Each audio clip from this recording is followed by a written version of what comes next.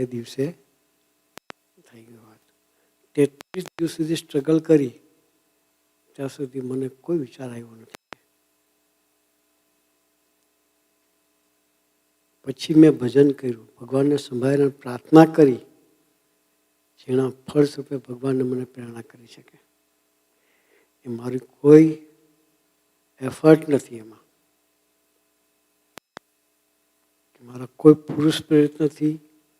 મેં આ સિદ્ધિ હાંસલ કરી છે એવું નથી. ભગવાનની કેવળ કૃપાના ફળ સ્વરૂપે કરીને મેં આ સિદ્ધિ મેળવી છે. તો પહેલું સન્માન ભગવાનનું થવું જોઈએ. ખિસ્સામાં પોતે પોકેટમાં ભગવાનની મૂર્તિ રાખે બતાવીને કહ્યું, આને લઈને આપણે છીએ કે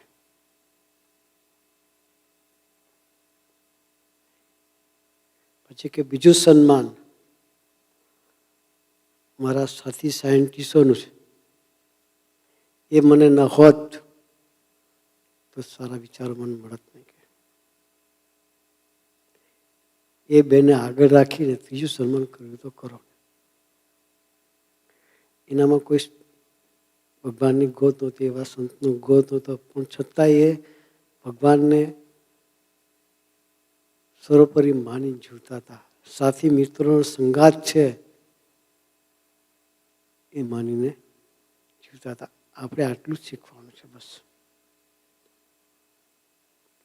આપણામાં કાંઈ નથી, જે કંઈ છે એને લઈને છે.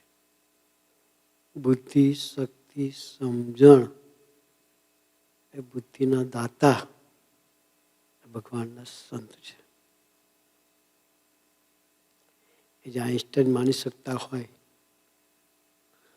બીજું માન્યું કે મારા સાથી મિત્રો છે જેને લઈને હું પ્રોગ્રેસ કરી શકું છું. આપણામાં પણ જે કંઈ આવ્યું હોય તો આ ભગવદી મુક્તોને લઈને છે.